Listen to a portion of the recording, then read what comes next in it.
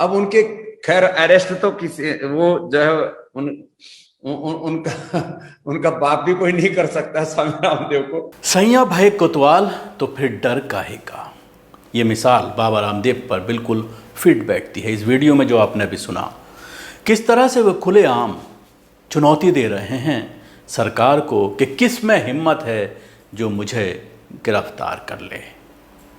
इनके इस कॉन्फिडेंस से आप अंदाज़ा लगा सकते हैं कि किस तरह से सत्ताधारी पार्टियों के अंदर इन्होंने अपनी पैठ जमाई हुई है। बल्कि यूँ कहा जाए कि सरकारें बनाने में जिस तरह से इन लोगों का किरदार रहा है 2014 में, उस 14 से पहले बाबा रामदेव के कुछ वीडियो अगर आप सोशल मीडिया पर जाएंगे तो वो आपको मिल जाएंगे। उसमें दिखाई देंगे बाबा किस तरह से शिकायत कर रहे हैं महंगाई पर, किस तरह से पेट्रोल पर, किस तरह से करप्शन पर, ब्लैक मनी पर बात कर रहे हैं। लेकिन 2014 के बाद ये सारे मुद्दे गायब हैं और बाबा लग गए अपने धंधे को बढ़ाने में, अपने धंधे को पूरी तरह से उड़ान भराने में, जिसके लिए बीजेपी शासित राज्यों के ज़रिए और जहाँ जहाँ पर भी बीजेपी की सरकार है, चाहे वो उत्तराखंड की बात करें, उत्तर प्रदेश की बात करें, मध्य प्रदेश की बात करें, तमाम जगहों पर बाबा ने अपना बड़ा साम्राज्य खड़ा कर लिया है। उत्तर प्रदेश में कई सौ एकड़ ज़मीन नोएडा में अलॉट की गई है। यमुना अथॉरिटी की जो ज़मीन है वो अलॉट की गई है, जो एयरपोर्ट से करीब है, प्राइम लोकेशन की ज़मीन है।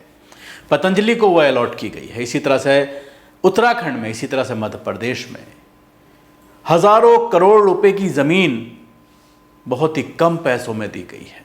अब जब ये मामला आईएमए का पूरी तरह से सुर्खियों में आया है और आईएमए ने जिस तरह से बाबा रामदेव को एक्सपोज किया है, जिस तरह से बाबा रामदेव के ऊपर इंडियन मेडिकल एसोसिएशन ने सवाल उठाए हैं, उनके ऊपर एफआईआर दर्ज की गई है, ऐसे मौके पर जब पूरे देश के डॉक्टर कोरोना वॉरियर्स के तौर पर काम कर रहे हैं, लोगों की ज़िंदगियां बचा रहे हैं, अपनी जान गंवा रहे हैं, अपने परिवार, अपनी फैमिली का ख्याल ना करते हुए जिस तरह से वो फ्रंट लाइन पे काम कर रहे हैं, ऐसे में उनको टारगेट करना, उनकी छवि को नुकसान पहुंचाना, उन्हें ये बताना कि किस तरह से उनका जो तरीक़ेकार है, जो तरीक़ा है इलाज करने का डॉक्टरों का, वो ठीक नहीं है, उस पर सवालात खड़े करना। और जिनको प्रधानमंत्री, जिनके लिए ताली थाली पिटवा चुके हैं डॉक्टरों के लिए, जब ताली थाली पिटवाई गई थी तो ये कहा गया था कि हम इन डॉक्टरों को सलाम करते हैं। लेकिन अब जब बाबा रामदेव इस तरह के बयान दे रहे हैं, आईएमए सामने आया है, आईएमए ने एफआईआर दर्ज कराई है, गिरफ्तारी होनी चाहिए, लेकिन गिरफ्तारियां हो नहीं रही हैं। और ऐसा नहीं है कि सिर्फ बीजेपी शासित राज्यों में एफआईआर हो रही हैं, बल्कि कांग्रेस शासित राज्यों में, पंजाब में पहली एफआईआर दर्ज की गई है। लेकिन पूछताछ के लिए ना तो नोटिस दिया गया, ना पूछताछ के लिए बुलाया गया, ना गिरफ्तारी की बात तो दूर छोड़ दीजिए। तो यही वजह है कि बाबा रामदेव, जिनको लोग लाला रामदेव भी कहते हैं, और वो अपनी इस प्रेस कॉन्फ्रेंस में पत्रकारों के दरमियान सीना ठोक कर कह रहे हैं कि किस में हिम्मत है जो मुझे गिरफ्तार कर ले। 56 इंच का प्रधानमंत्री जो सीना कहता है अपने आप को, उसके लिए एक बहुत बड़ी बात है। अब उनके खैर अरेस्ट तो किसी वो जो है उनका बाप भी कोई नहीं कर सकता स्वामी रामदेव को लेकिन एक शोर मचा रहे हैं कि quick arrest Swami Ramdev, quick arrest Swami Ramdev. कभी कुछ चलाते हैं, कभी कुछ चलाते हैं, कभी ठग रामदेव, कभी महाठग रामदेव, कभी जो है कभी गिरफ्तार रामदेव।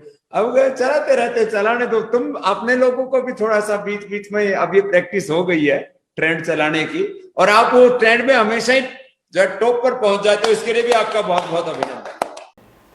क्या आखिर एक वो शख्स जिसके ऊपर एफआईआर दर्ज कराई जा रही हैं, जिसने एक यूनानी तरीक़े इलाज के ऊपर सवाल खड़ा किया है, उन लोगों के ऊपर सवाल खड़ा किया है जो पिछले 1.5 साल से अपनी जान की परवाह किए बिना लोगों का इलाज कर रहे हैं, लोगों को बचाने की कोशिश कर रहे हैं, उनके ऊपर सवाल खड़ा किया और साफ साफ कहा है, जिसमें प्रधानमंत्री भी आते हैं कि आपका 56 इंच का सीना होगा, आप सरकारें चलाते होंगे, आप देश के प्रधानमंत्री होंगे, लेकिन आपके अंदर भी हिम्मत नहीं है कि मुझे गिरफ्तार कर लें। जिससे आप अंदाज़ा लगा सकते हैं कि किस तरह से सरकारों में, किस तरह से पार्टी में, किस तरह से संघ में ये बाबा अपने पेट जमा चुका है। पहले भी मैंने कहा कि जिस तरह से प्रोडक्ट को लेकर सवालात खड़े होते हैं और जब लैब में जाते हैं कई बार शहद का सैंपल लिया जाता है और चीज़ों का सैंपल लिया जाता है तो उसमें मिलावट पाई जाती है, और जिस तरह से पतंजलि के स्टोर पूरे देश में शुरू में खोले गए थे, उससे ज़्यादा बड़ी संख्या में तेज़ी से ये स्टोर बंद होने की कगार पर हैं। लोग प्रोडक्ट लेते हैं लेकिन वो जो है मार्क के अप टू मार्क नहीं निकलता है, जो उसमें खूबियाँ जिस तरह से बताई जाती हैं वो नहीं निकलती हैं, जिससे जाहिर होता है कि किस तरह से पैसा बटोरने के लिए। आपको याद होगा कि पिछली बार जब प्रधानमंत्री ने डिमोनेटाइजेशन किया था तो उस वक्त ये संवाददाता सम्मेलन में इनके साथ एक और साधु बैठा हुआ था।